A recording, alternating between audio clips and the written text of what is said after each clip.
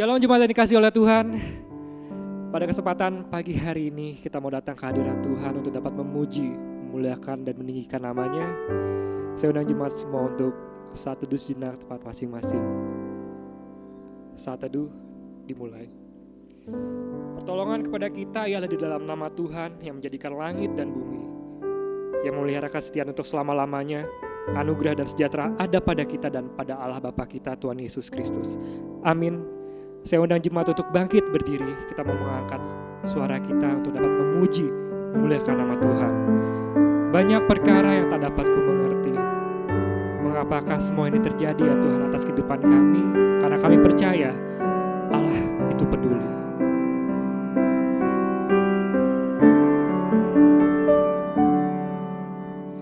Banyak perkara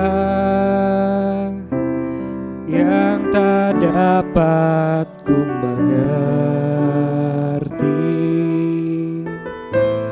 Mengapakah harus terjadi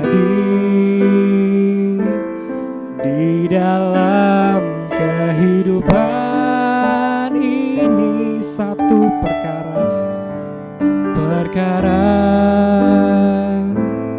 yang ku simpan dalam hati,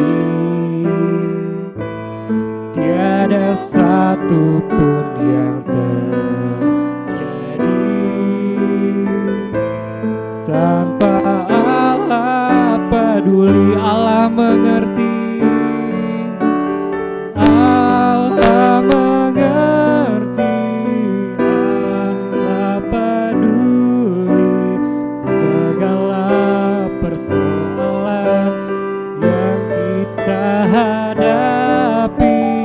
Tak akan pernah dibiarkannya ku bergumul sendiri, sebab Allah mengerti, Allah mengerti, Allah peduli. Allah mengerti, Allah peduli segala persoalan yang kita hadapi.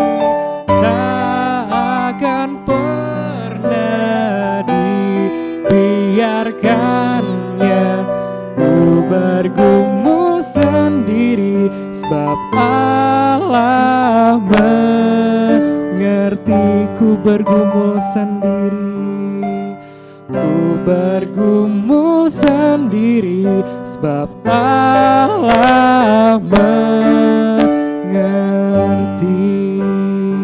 Mari kita bersatu dalam doa. Terima kasih Bapa, Kau adalah Allah yang sangat baik Bapa. Pada kesempatan hari ini Bapa, kami boleh datang beribadah bersama dengan Engkau Bapa. Kiranya Kau kuatkanlah kami Bapa di tengah-tengah pandemik ini Bapa. Kami percaya Bapa segala sesuatu membutuhkan proses. Berawal dari Engkau lah ya Bapa, untuk kami menyiapkan hati ini Bapa untuk datang beribadah Bapa. Terima kasih juga Bapa untuk saat ini. Jamahlah akan ibadah dari awal sampai akhirnya.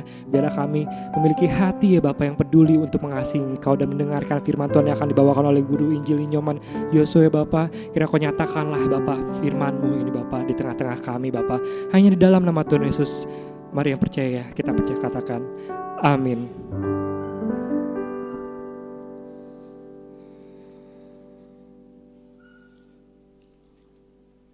Kita mau mengangkat pengakuan iman rasuli kita secara bersama-sama. Pengakuan iman rasuli.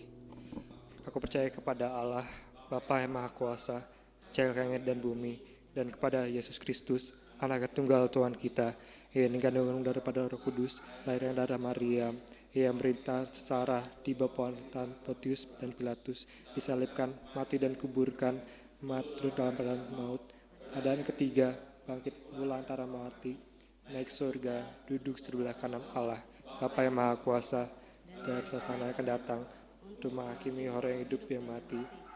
Aku percaya pada Roh Kudus, gereja yang kudus dan persekutuan orang kudus, kekuatan dosa, kebangkitan daging, dan hidup yang kekal. Amin. Saya persilakan jemaat untuk duduk kembali. Tiba saatnya kita akan mendengarkan firman Tuhan kita pada hari ini.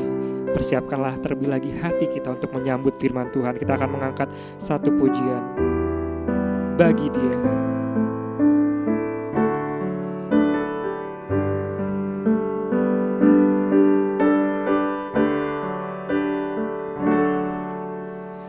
Dia Yesus telah mati bagiku. Dia Tuhan selamatkan jiwaku. Bagi Dia pujianku tak dapat ku balas kasih-Nya. Dia angkatku jadi anaknya, berdamai di dalam hidupku. Bagi Dia sembahku, hanya Dia segalanya bagiku. Bagi Dia, bagi Dia segala pujian, hormat serta syukur kekal selamanya. Bagi Dia segala pujian, hormat serta syukur selama-lamanya. Mari kita angkat kembali pujian ini, katakan bagi Dia segala pujian, hormat serta syukur kekal selamanya.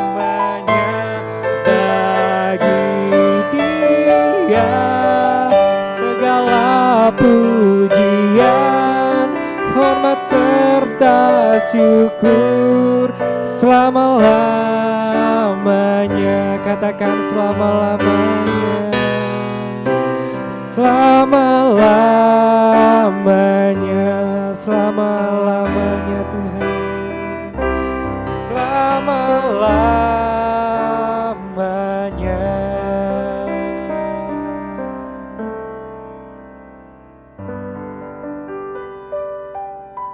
Kita bersatu dalam doa.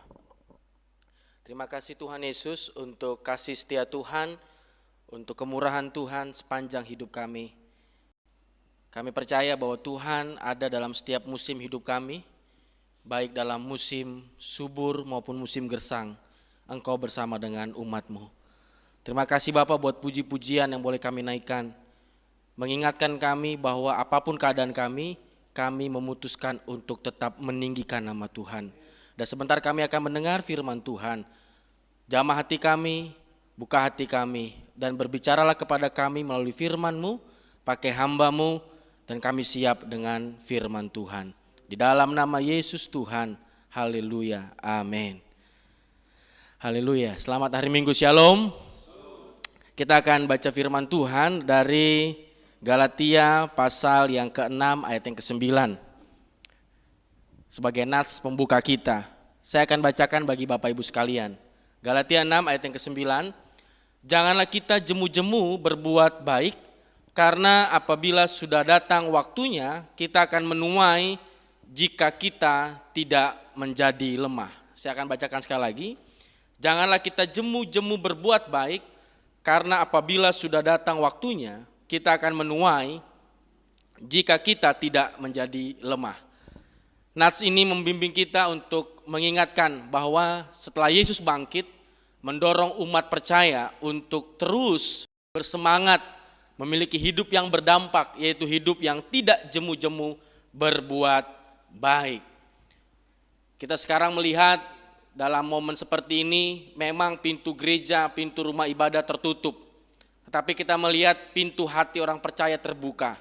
Banyak orang-orang sekarang belajar mempedulikan, belajar berbuat baik, belajar menyisihkan apa yang mereka punya. Mungkin mereka tidak terlalu kaya, tapi mereka mau melakukan kebaikan. Bukan untuk mendapatkan sorga, tetapi karena kita sudah mendapatkan sorga, kita berbuat kebaikan. Itulah umat Kristen, umat percaya.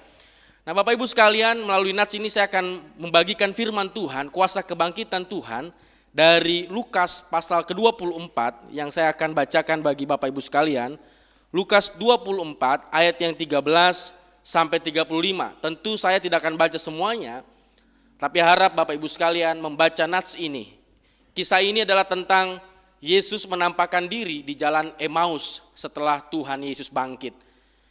Menarik sekali bahwa kisah ini adalah kisah yang sangat mempesona hati saya, membuat saya merenung lebih dalam makna kebangkitan Tuhan Yesus.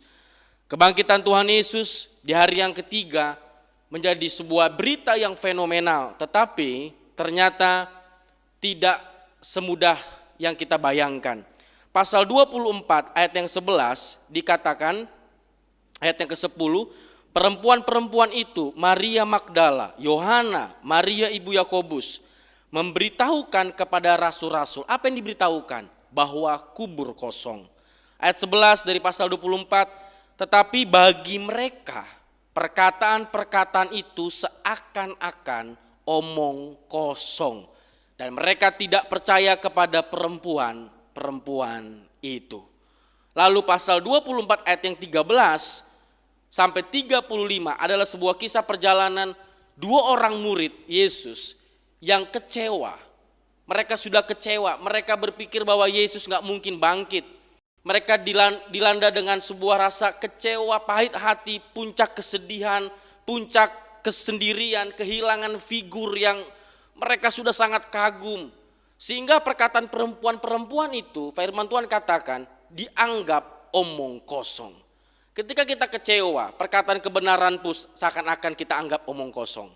Ketika kita sedang merasakan hati yang tidak baik, hati kita sedang dilanda mungkin kepahitan, perkataan benar pun seakan-akan kita tidak mau gubris. Seperti itulah murid-murid ketika mereka sedang mengalami kekecewaan. Mereka ingin pulang kampung, mereka ingin kembali ke masa lalu, mereka ingin kembali kepada hidup yang lama. Namun menarik sekali bahwa Tuhan Yesus mau hadir di tengah kekecewaan para muridnya. Menarik sekali. Ayat 13 dari pasal 24, pada hari itu juga dua orang dari murid-murid Yesus pergi ke sebuah kampung bernama Emmaus yang terletak kira-kira 7 mil jauhnya dari Yerusalem. Jadi mereka udah berjalan kaki cukup jauh, 7 mil, dalam hitungan kilometer hampir 12 sampai 13 kilometer. Karena 1 mil hampir 1,2-1,3 kilometer. Cukup jauh perjalanan, tidak perjalanan yang sebentar, terlebih mereka jalan kaki. Lalu ayat yang ke-14 dikatakan, dan mereka bercakap-cakap tentang segala sesuatu yang telah terjadi. Mereka mungkin menceritakan tentang bagaimana mereka sedih, kehilangan figur, mungkin segala harapan mereka sudah hancur. Tadinya mereka sudah bersemangat ikut Yesus, meninggalkan segala-galanya, ternyata gurunya harus mengalami penderitaan, bahkan penderitaan yang sangat-sangat penderitaan yang tidak mudah, bahkan aib, yaitu salib. Mereka belum memahami, mereka belum mengerti, mereka belum mengalami kuasa kebangkitan. Tapi ayat yang 15 firman Tuhan katakan, ketika mereka sedang bercakap-cakap, datanglah Yesus. Datanglah Yesus, firman Tuhan katakan, Lukas mencatat, mendekati mereka. Ada inisiatif dari Tuhan Yesus. Kuasa kebangkitan mendorong seseorang untuk terus berinisiatif. Demikianlah Yesus. Dia inisiatif menjumpai, mendekati murid-muridnya. Seharusnya di posisi Tuhan Yesus bisa bilang, murid, kenapa engkau meninggalkanku? Kenapa engkau lari dari panggilanmu? Tapi Yesus mendekati muridnya yang kecewa. Tuhan Yesus mendekati muridnya yang mengalami puncak kesedihan. Tuhan Yesus hadir mendekati setiap orang yang mengalami mungkin puncak kegagalan, puncak kesedihan, puncak kepahitan, puncak kekecewaan. Ayat yang 16 dikatakan, tetapi ada sesuatu yang menghalangi mata mereka. Ada sesuatu yang menghalangi mata mereka. Kekecewaan bisa menjadi awan kelabu menutup indahnya pelangi Tuhan. Ketika kita mengalami kecewa, seringkali tadi saya bilang, kita nggak ngerti, bahkan Tuhan Yesus pun mereka nggak sadar. Di samping mereka, di dekat mereka, yang mendatangi mereka adalah Tuhan Yesus. Karena begitu kecewanya, Injil mencatat, dia tadi bilang berkata perempuan-perempuan itu pun dianggap omong kosong. Mereka dilanda penuh dengan kekecewaan. Itulah bukti orang yang dilanda kekecewaan, seringkali pikiran dan hatinya ada awan kelabu. Tidak bisa menerima, tidak bisa mengalami, melihat indahnya pelangi Tuhan. Lalu ayat yang 17 kita lihat Yesus berkata kepada mereka, apakah yang kamu percakapkan sementara kamu berjalan? Luar biasa. Tindakan Yesus adalah mau bertanya. Dia hadir mau bertanya. Dia nggak langsung judge, menghakimi muridnya. Dia ingin muridnya terbuka. Dia ingin muridnya bercerita. Lalu ayat 18 dikatakan, seorang dari mereka namanya Kleopas. Ternyata nama salah satu dari mereka adalah Kleopas. Menjawabnya, adakah engkau satu-satunya orang asing di Yerusalem yang nggak tahu? Lalu ayat yang 19, tindakan Tuhan Yesus lalu apa, dikatakan firman Tuhan, apakah itu? Dia adalah tokoh utama dari kisah penderitaan dan salib, bukan? Tapi Yesus bertanya, apakah itu? Dia berusaha muridnya terbuka, berusaha muridnya mengeluarkan, mungkin kalau istilahnya sekarang, unek-unek apa yang di hatinya.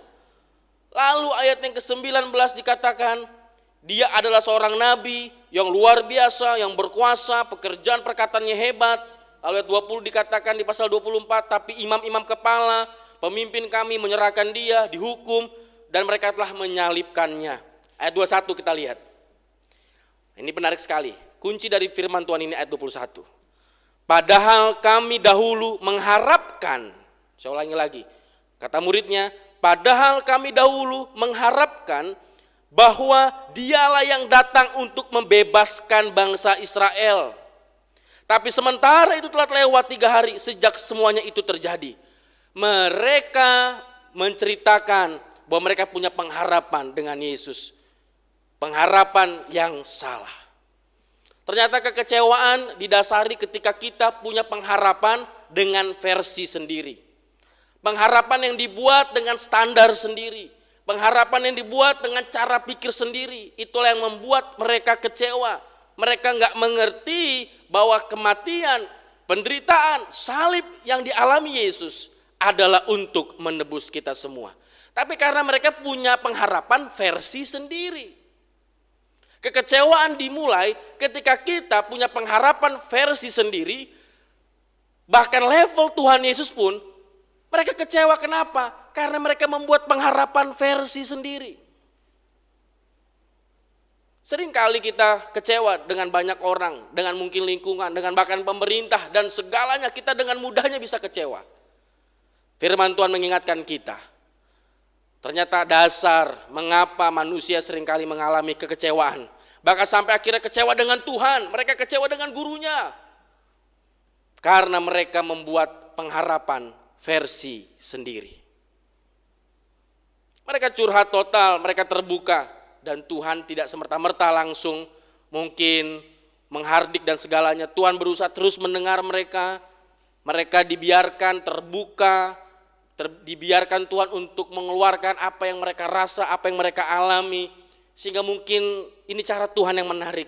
Sehingga mungkin mereka setelah terbuka, setelah dikeluarkan, mereka akhirnya bisa pelan-pelan mengalami jamahan kuasa Tuhan. Ternyata proses penjamahan kuasa Tuhan tidak instan. Ada cara-cara yang menarik melalui Injil kita belajar. Ayat 23, menarik sekali. Dan tidak menemukan mayatnya, lalu mereka datang dengan berita bahwa telah kelihatan kepada mereka malaikat-malaikat yang mengatakan bahwa ia hidup. Lihat, dia tahu. Ayat 23, dikatakan datang berita, kata mereka, kelihatan kepada mereka malaikat-malaikat yang mengatakan bahwa ia hidup. Mereka dengar berita Yesus hidup, tapi mereka tetap kecewa. Itu bukti bahwa kekecewaan yang melanda murid-murid ini bukan persoalan biasa, persoalan serius. Ini juga menjadi mengingatkan kita, betulkah kita ikut Yesus tapi pengharapan kita didasarkan oleh firman Tuhan. Betulkah kita ikut Yesus, tapi pengharapan didasarkan kitab suci? Atau jangan-jangan kita ikut Yesus, tapi kita masih punya pengharapan versi sendiri. Saya ikut Tuhan, saya melayani Tuhan, tapi saya punya mungkin iming-iming, punya mungkin sempilan-sempilan, atau mungkin punya Tuhan kalau aku melayani, tolong aku dan segala macam. Ada syarat, ada pengharapan versi sendiri. Sehingga ketika mungkin Tuhan gak kabulkan doa kita, seringkali orang Kristen kecewa. Sesungguhnya kuasa kebangkitan Yesus mengingatkan kita untuk kita memiliki pengharapan bukan dengan versi sendiri, tapi pengharapan berdasarkan kitab suci. Lalu menarik sekali ayat yang ke-25 sampai 27 dikatakan firman Tuhan. Lalu Tuhan Yesus berkata kepada mereka, "Hai kamu orang bodoh, betapa lambannya hatimu sehingga kamu tidak percaya segala sesuatu yang telah dikatakan para nabi." Setelah Tuhan datang, mendekati baik-baik, hadir di tengah-tengah mereka yang kecewa, hadir di tengah-tengah mereka yang mengalami kepahitan, dia bertanya sampai 2 kali sehingga mereka mengeluarkan segala apa yang mereka rasa, apa yang mereka pikirkan. Yang ketiga cara Tuhan menegur dengan keras. Tapi teguran yang Tuhan lakukan juga didasarkan dengan kitab suci. Dikatakan firman Tuhan, "Hai kamu orang bodoh, betapa lambannya hatimu." Tuhan menegur murid itu. Tuhan menegur dan berkata, "Lamban hatimu." Jadi ternyata kadang-kadang ini persoalan hati kita. Kita gak mau cepat mengerti, gak mau cepat merespon, gak mau cepat terbuka akan kuasa Tuhan. Seringkali kalau orang udah ngambek, udah kecewa, seringkali akhirnya kita sering berkata, bodoh amat, pokoknya gue kesel. Kekecewaan, yang rugi bukan Tuhan. Ketika kita mengalami kepahitan, yang rugi bukan Tuhan. Sesungguhnya yang rugi adalah diri kita sendiri. Kita yang mengalami kerugian terbesar. Jangan pernah berpikir orang percaya kalau kecewa yang rugi Tuhan. Yang kecewa adalah Anda dan saya. Makanya kuasa kebangkitan Tuhan ingin membawa kita, memampukan kita orang percaya untuk bisa menang dari kekecewaan. Untuk bisa menang dari kepahitan hidup ini. Untuk bisa menang dari segala persoalan hidup ini. Dan Tuhan lakukan dengan apa? Ayat yang ke-27 dikatakan, "Lalu Yesus menjelaskan kepada mereka apa yang tertulis tentang dia dalam seluruh kitab suci. Mulai dari kitab Musa dan segala kitab Nabi." Yang ketiga Tuhan menegur. Yang keempat Tuhan kembali mengajar mereka. Tuhan kembali mendidik mereka. Tuhan kembali menegur dengan nyata. Tidak hanya menegur, namun didasari dengan kebenaran firman Tuhan. Hanya dari kebenaran firman Tuhanlah kita kembali bisa diluruskan hati ini. Hanya dari kebenaran firman Tuhanlah kita bisa mengalami pemulihan hati sesungguhnya. Bukan sekedar ikut sesuatu acara, terus sepertinya perasaan kita mengalami zaman Tuhan itu bagus. Tetapi tanpa kita kembali melakukan sebuah kebenaran firman Tuhan yang kita pelajari, yang kita mau belajar mengenal lebih dalam lagi, kita gak akan mengerti sesungguhnya pemulihan sejati. Pemulihan sejati didasari oleh kebenaran firman Tuhan. Pemulihan sejati didasari oleh kebenaran kitab suci. Karena dalam kebenaran firman Tuhan, di situ ada kemerdekaan sejati. Firman Tuhan bukan sekedar tulisan biasa, tapi adalah tulisan yang hidup, yang nyata. Kuasa ilahi yang membuat kita sadar bahwa hanya melalui firman Tuhan kita mengerti, kita diluruskan, kita dibetulkan. Seperti bengkel, seperti motor yang masuk bengkel. Kita kembali dibetulkan, direparasi hati kita. Caranya bagaimana? Hanya dengan kebenaran firman Tuhan. Makanya Daud pernah bilang, "Gadamu dan tongkatmu." Firman Tuhan seperti menuntun, namun juga mendidik kita. Kadang-kadang dia mungkin membimbing, ya kan, ke padang air, ke padang rumput yang hijau. Namun juga dalam suatu hal yang berat, Tuhan juga mengajarkan kita dengan gadanya, mendidik kita. Itulah firman Tuhan. Tuhan lakukan kepada murid-muridnya. Tidak sekedar menegur, yang keempat Tuhan membawa mereka untuk kembali kepada firman Tuhan. Membawa mereka kembali kepada kitab suci. Itulah cara Yesus yang keempat. Lalu ayat yang ke-28 dikatakan firman Tuhan. Mereka mendekati kampung yang mereka tuju. Lalu Yesus berbuat seolah-olah hendak, perhatikan baik-baik, meneruskan perjalanannya. Jadi mereka berjalan bareng-bareng. Dan Tuhan, dikatakan firman Tuhan, berbuat seolah-olah hendak. Apa artinya ini? Tuhan sedang menguji antusias para murid ini. Tuhan ingin mengetes, Tuhan ingin menguji. Ternyata ayat 29, tetapi mereka sangat mendesaknya, kata murid itu, tinggallah bersama-sama dengan kami. Lihat respon murid, dari kecewa, dari self pity, mengasihani diri. Lalu kemudian sampai akhirnya mereka ditegur Tuhan, kembali kepada firman Tuhan. Ternyata mereka kembali muncul secercah kerinduan. Ternyata teguran dan juga dengan firman Tuhan membawa mereka kembali memiliki secercah api kerinduan untuk cinta sama Tuhan. Firman Tuhan bilang, mereka sangat mendesaknya, tinggallah bersama dengan kami. Dan firman Tuhan bilang, Injil bilang, Tuhan sesungguhnya berbuat seolah-olah hendak meneruskan. Mereka ternyata ingin Tuhan bareng-bareng dengan mereka. Di ayat ini mereka belum sadar itu Tuhan Yesus. Anda boleh perhatikan baik-baik. Artinya mereka sudah mulai secercah, ada sebuah antusias. Ada antusias walaupun gak banyak, tapi sudah muncul antusias itu kembali. Muncul lagi tuh kobaran-kobaran itu walaupun tidak banyak. Apa artinya? Biarpun sedikit, mungkin tidak banyak lagi kerinduan itu. Tetapi pertahankanlah itu. Ternyata biarpun itu api kecil di hadapan Tuhan. Api kecil itu akan menjadi api yang berkobar-kobar. Asal kita mau menerima Yesus dalam hidup kita. Mereka bilang, Tuhan tinggallah bersama dengan kami. Mereka rindu lagi mengenal Tuhan lebih dalam lagi. Ada babak dalam hidup ini. Mungkin dulu awalnya kita cinta Tuhan. Ada juga babak kita mulai menjauh dari Tuhan. Ada babak bahkan kita kecewa dengan Tuhan. Seperti para murid ini. Tapi ada babak antara dua pilihan. Babak terakhir, selama-lamanya kita gak lagi cinta Tuhan. Atau babak yang seperti Alkitab bilang. Mungkin kita pernah mengalami babak kecewa. Mungkin kita pernah mengalami babak yang jauh dari Tuhan. Tapi kuasa kebangkitan Tuhan membawa mereka, menuntun mereka untuk kembali berkobar-kobar bagi Tuhan.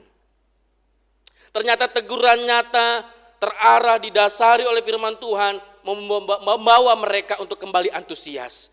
Tuhan lagi mencari orang-orang percaya yang masih menyisakan kerinduan akan Dia. Mungkin gak banyak. Tapi ternyata kerinduan yang kecil itu yang Tuhan mau. Kerinduan yang kecil itu walaupun gak banyak itu yang Tuhan cari. Jangan pernah remehkan api kecil dari Tuhan. Karena itu bisa menarik api yang lebih besar. Tidak sedikit banyak hamba Tuhan udah mulai redup. Tapi ternyata dalam keredupan itu, ketika dia terbuka di hadapan Tuhan, Tuhan bisa kobarkan lagi semangat. Api kecil itu Tuhan rindukan. Mungkin kita pernah mengalami babak manis, babak mesra dengan Tuhan, babak indah dengan Tuhan. Seperti muridnya, babak Tuhan 5 roti 2 ikan, 5.000 orang makan. Wah, luar biasa guruku. Oh, babak lagi apa? Babak lihat gurunya jalan dari air, luar biasa. Terus jalan lagi, orang mati dibangkitkan, haleluya. Babak kemenangan, babak hebat. Ada babak namanya babak penderitaan, babak salib. Keok mereka, kecewa mereka. Oh Tuhan kok begini? Seperti ayat 21, mereka kecewa, mereka punya pengharapan versi sendiri. Tapi ada babak yang ketiga. Ini pilihan di tangan kita hari ini. Babak kembali berkobar atau babak tetap kecewa. Yang rugi adalah kita kalau kita memiliki kecewa. Tapi kalau kita memiliki kerinduan walaupun gak banyak, itu membawa kita kembali bersemangat di hadapan Tuhan. Lalu apa cara Yesus yang selanjutnya? Kita lihat. Ayat 30. Waktu Yesus duduk makan dengan mereka, Yesus mengambil roti, mengucap berkat, lalu memecah-mecahkannya dan memberikannya kepada mereka. Perjamuan kudus hanya dengan 2 orang, sederhana. Tuhan memakai cara sederhana untuk membalikan situasi murid-muridnya. Ini bukti bahwa sakramen perjamuan sangat penting, mengingatkan inti kekristenan, roti tubuh Kristus, anggur darah Kristus. Ternyata itu menjadi hal yang penting untuk mereka kembali memiliki gelora cinta Tuhan mula-mula. Ayat 31. Ketika itu terbukalah mata mereka, Setelah mereka tetap dan mereka menerima layanan sakramen perjamuan dari Tuhan. Ayat 31, ketika itu terbukalah mata mereka. Apakah dari tadi mata mereka buta? Bukan mata fisik, mata rohani mereka. Ternyata sepanjang perjalanan tadi, sepanjang 7 mil itu, mata rohani mereka tertutup. Lalu ayat 31, setelah Tuhan baik-baik hadir mendekati, sampai akhirnya Tuhan menegur, sampai akhirnya Tuhan belajar dengan firman Tuhan kitab suci, sampai akhirnya Tuhan lakukan sakramen perjamuan. Ayat 31, terbukalah mata mereka. Lalu ayat 32 dikatakan, kata mereka seorang kepada yang lain, bukankah hati kita berkobar-kobar ketika ia berbicara dengan kita di tengah jalan dan ketika ia menerangkan kitab suci kepada kita? Ternyata melalui pendampingan, pemulihan konseling Tuhan Yesus. Setelah konseling Tuhan Yesus, mereka mengeluarkan unek-unek, ada coaching, 2 C. Konseling, mereka mengeluarkan unek-unek, lalu ada C kedua, coaching. Melatih dengan firman Tuhan, mendidik dengan teguran. Ini penting sekali keseimbangan. Konseling doang tanpa pendidikan, coaching bahaya. Coaching terus tanpa konseling juga bahaya. Karena Tuhan melakukan sebuah prinsip yang luar biasa, holistik menyeluruh. Di konseling hatinya dipulihkan, tapi ada juga coaching, dilatih dengan firman Tuhan, dilatih dengan teguran, sampai sakramen perjamuan itu membuka mata rohani mereka. Semangat sejati orang percaya harus dan pasti datang dari kitab suci. Karena kitab suci bukan sekedar tulisan manusia, tetapi lahir karena ilham dari Roh Kudus, memampukan mereka mengalami kuasa kebangkitan.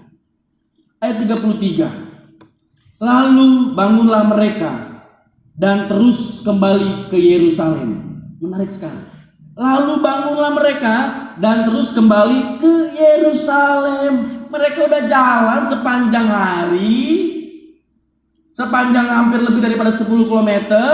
Udah orang kecewa, jangankan udah jauh perjalanan, orang udah jauh, udah capek, tambah kecewa. Biasanya udah mager, malas gerak, gak mungkin mau melakukan apapun. Ternyata kuasa kebangkitan yang sudah menjamah para murid yang kecewa, mengubah dari orang yang mengalami kepahitan, kekecewaan. Mereka, kata firman Tuhan, bangun, kembali lagi ke Yerusalem. Gak ada istilah kata firman Tuhan. Mereka kembali bersemangat, mereka kembali antusias untuk kembali kepada trek mula-mula, untuk kembali kepada panggilan yang utama, menjadi murid Kristus, menjadi saksi Kristus, sampai akhirnya mereka 40 hari dibina firman Tuhan menurut Kisah Para Rasul 1 ayat 1 sampai ayat yang ketiga. Sampai akhirnya nanti mereka menerima Roh Kudus dan menjadi saksi Kristus dari Yerusalem sampai ujung dunia. Siapa sangka murid Kristus yang berani memberitakan firman Tuhan menembus negara, batas negara, menembus batas wilayah, menembus batas benua, rela berkorban. Zaman dulu belum ada pesawat, kapal pun kapal yang mungkin dengan layar, besar kemungkinan perjalanan tidak mudah. Mereka berani menembus itu semua. Bagaimana mungkin ada orang kecewa kalau tidak mereka mengalami Yesus sejati?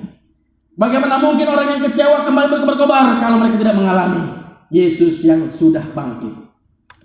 Sudahkah minggu ini, hari ini, masih dalam momen Paskah kita menghayati Yesus bangkit? Bukan 2000 tahun yang lalu, tapi Yesus bangkit di hati Anda dan di hati saya. Mari Bapak Ibu sekalian, saudara-saudara sekalian dalam Tuhan, mari kita kembali belajar dari firman Tuhan untuk memiliki respon seperti murid Kristus, mengalami kuasa kebangkitan Tuhan, sehingga kita menjadi saksi Kristus. Perbuatan baik kita itulah bentuk perbuatan baik, bentuk saksi Kristus. Tapi lebih daripada itu, kita memberitakan nama Kristus. Ayo kembali bersemangat lagi, kembali melayani lagi, kembali bangkit lagi. Bukan karena iming-iming dunia, tapi karena hidup kita sudah mengalami Yesus yang bangkit. Tuhan Yesus memberkati. Mari kita berdoa. Haleluya. Tuhan, terima kasih. Terima kasih Tuhan Yesus. Kami belajar dari kebenaran firman Tuhan. Kami kembali mau diingatkan firman Tuhan. Kami kembali mau belajar dari apa yang Engkau sampaikan melalui kitab suci yang kudus ini. Ternyata Engkau hadir di tengah-tengah puncak kekecewaan kami. Engkau mau hadir di tengah puncak mungkin kami mengalami kesendirian, kegalauan. Dunia gak bisa mengerti. Manusia gak bisa memahami. Namun Engkau hadir di tengah-tengah kami. Engkaulah konselor kami yang sejati. Namun Engkau jugalah guru yang sejati. Engkau tidak sekedar konseling, Engkau juga coaching kami, Engkau melatih kami. Firman Tuhan tidak sekedar menina bobokan kami. Firman Tuhan mendidik kami, membangunkan kami kembali. Untuk kami kembali bangkit di dalam trek jalan Kristus. Untuk kembali dalam panggilan yang utama. Untuk kembali berkobar-kobar dalam jalan Kristus. Terlebih dalam masa wabah COVID ini. Bahwa kami untuk tetap teguh iman kami. Bahkan tetap berkobar-kobar. Jangan sampai hanya karena masalah-masalah dunia kami kehilangan semangat. Namun hari ini kami belajar firman Tuhan. Murid yang kecewa, murid yang pahit ketika mengalami Yesus yang bangkit, menjadi murid yang kembali berkobar, menjadi murid yang kembali melangkah bersama Tuhan, bahkan menjadi saksi Kristus sampai ujung dunia. Terima kasih Tuhan, kami boleh belajar firman Tuhan. Biar Roh Kudus meneruskan itu ke hati kami. Hamba-Mu terbatas untuk menyampaikan firman Tuhan, tapi Roh Kudus akan menjamah hati kami untuk kembali memahami lebih dalam. Dan kami akan menjadi murid-murid Kristus, umat-umat Tuhan. Di tengah-tengah wabah ini kami bangkit dan berkobar-kobar, karena kami mengalami Yesus yang bangkit. Dalam nama Yesus, dalam nama Yesus. Inilah firman-Mu Tuhan. Haleluya, haleluya. Amin. Diberkatilah kita oleh firman Tuhan pada hari ini. Jadilah pribadi yang baik, tidak kecewa pada kondisi apapun, dan serahkanlah pengharapan kita kepada Tuhan. Ada amin semuanya. Amin. Di saatnya juga kita akan memberikan apa yang terbaik buat Tuhan melalui persembahan kita hari ini. Kita akan angkat pujian kita kembali lagi, datang ke hadirat Tuhan dengan hati bersama.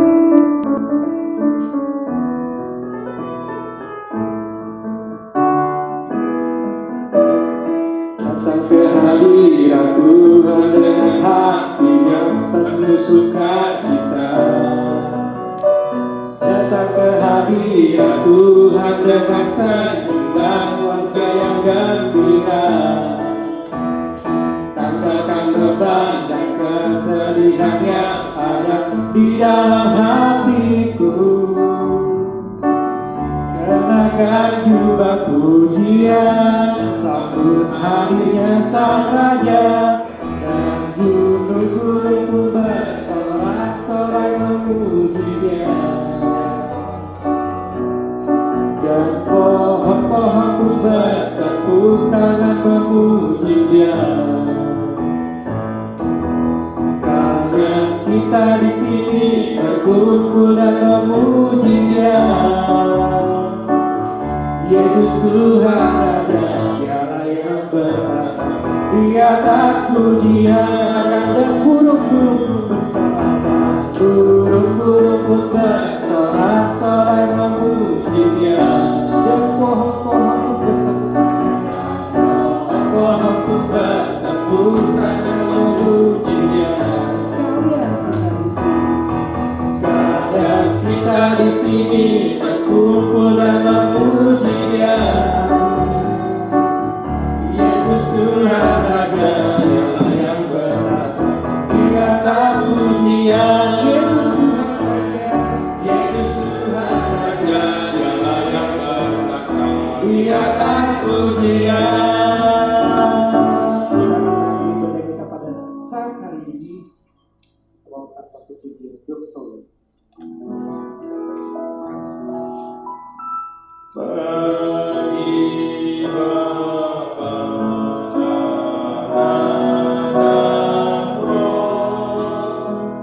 puji hormat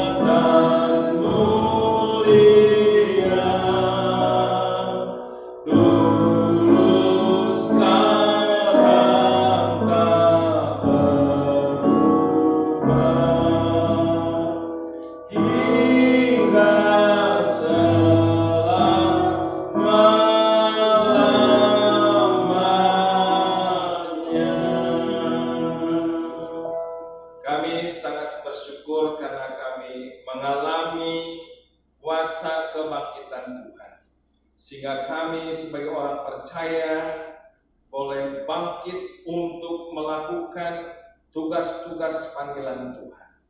Terima kasih untuk firman Tuhan yang telah kami dengar pada hari ini. Mungkin ada banyak hal, situasi, kondisi yang membuat kami menjadi orang-orang yang maybe, orang-orang yang kurang bersemangat. Tapi hari ini kami telah dengar firman Tuhan, supaya dengan kuasa kebangkitan Tuhan, Engkau memberikan pada kami stamina yang baru untuk tidak pernah jemu-jemu berbuat baik. Untuk kami tidak pernah jemu-jemu untuk membagi firman Tuhan. Untuk kami tak pernah jemu-jemu untuk melayani Tuhan. Untuk kami tak pernah jemu-jemu untuk menolong orang. Terima kasih Tuhan atas situasi kondisi yang sedang menghimpit kami ini.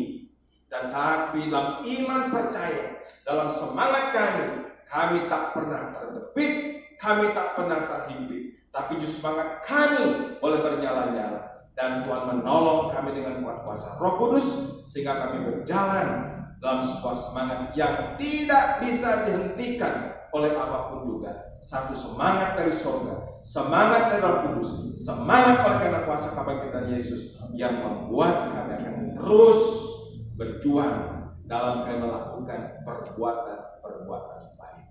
Terima kasih.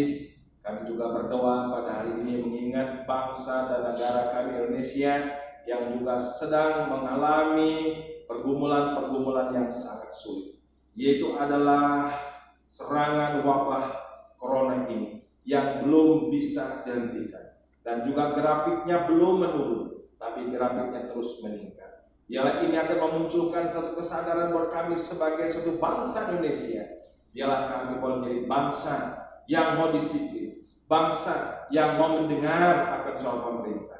Karena itu biarlah pemerintah kami, mereka terus diberikan hikmat, diberikan satu akal budi oleh Tuhan. Bagaimana supaya ini bisa dikoordinasikan dengan baik, ada kerjasama antara lembaga satu dengan yang lain, antara pusat dan daerah, sehingga semuanya bisa terkoordinasi dan akhirnya membawa satu kesadaran buat kami bangsa Indonesia. Dan kami bersama-sama dalam sebuah tema bersatu melawan corona. Terima kasih Tuhan, kami serahkan seluruh perjuangan-perjuangan yang ada ini, biarlah ada dalam penyertaan Tuhan, ada di dalam perlindungan Tuhan, ada dalam kuasa Tuhan, yang pada akhirnya nanti kami percaya bahwa corona ini pasti berlalu. Terpujilah Allah kami kekal. Kami juga berdoa untuk pekerjaan-pekerjaan Tuhan yang tetap dilangsungkan di berbagai tempat. Oh Tuhan, untuk setiap ibadah-ibadah, biarlah kiranya sekalipun kami mengalami ada banyak kesulitan untuk ibadah, tetapi tidak mengurangi semangat kami. Walaupun kami masih beribadah di rumah masing-masing, kami justru akan meningkatkan kualitas ibadah kami, supaya setiap kami orang-orang Kristen, orang-orang percaya dengan situasi ini akan memunculkan satu gerakan ibadah yang luar biasa, gerakan ibadah yang mempermuliakan nama Tuhan, gerakan ibadah yang memberkati bangsa Indonesia. Kami juga berdoa untuk pekerjaan Tuhan yang dilangsungkan di dalam Kristus. Biarlah Tuhan juga menolong, memberkati untuk saudara kami. Biarlah saudara kami akan terus berjuang dalam semangat kebangkitan Kristus untuk memajukan pekerjaan Tuhan. Tuhan menolong setiap gereja lokal yang ada di berbagai tempat, dimanapun juga, baik yang ada di Sukabumi, yang ada di Bandung, di Kelapa Gading, yang ada di Bogor, yang ada di Perumpung, yang ada di Betung, di Sumatera Selatan, daerah Lampung, dan juga yang ada di Pringsewu, yang ada di Sekinco, Abung, yang berada di Batam, Nagoya, Tiban, yang ada di Bangka, yang ada di Kalimantan, di daerah Sanggau, dan juga yang ada di Tangerang. Kami berdoa menyerahkannya kepada Engkau. Biarlah setiap gereja lokal yang ada dalam perlindungan Tuhan, termasuk juga gerejamu sedang Kristus yang ada di Curug ini. Biarlah kami tetap bersemangat di dalam iman percaya, tetap bersemangat dalam kami melayani Tuhan. Terima kasih Bapa, dan menyerahkan setiap persembahan yang sudah kami bawa kepada Tuhan. Engkaulah kiranya memberkati, agar setiap nominal yang ada ini boleh berguna untuk memperluas pekerjaan Tuhan. Terpujilah Allah kami kekal. Inilah doa serta doa persembahan kami yang boleh kami bawa dalam satu nama, Yesus Kristus, yang mengajar kita semua berdoa demikian. Bapa kami di surga, kuduskanlah namamu, datanglah kerajaan, jadilah kehendakmu di bumi di surga. Pada hari ini makan kami secukupnya, dan ampunilah kesalahan kami, seperti kami telah mengampuni mengulangi kesalahan kami. Dan janganlah membawa kami dalam pencobaan, tapi lepaskanlah kami segala yang jahat. Karena Engkau punya kerajaan dan kuasa, kemuliaan sampai selama-lamanya. Arahkan hatimu, terimalah berkat dari Tuhan. Kiranya damai sejahtera dari Allah Bapa yang limpah sempurna, kasih karunia penebusan keselamatan hidup yang kekal dalam Kristus Yesus Anak yang tunggal, serta janji penyertaan penghiburan kekuatan oleh Roh Kudus menyertai saudara sekalian sekarang ini sampai selama-lamanya. Amin.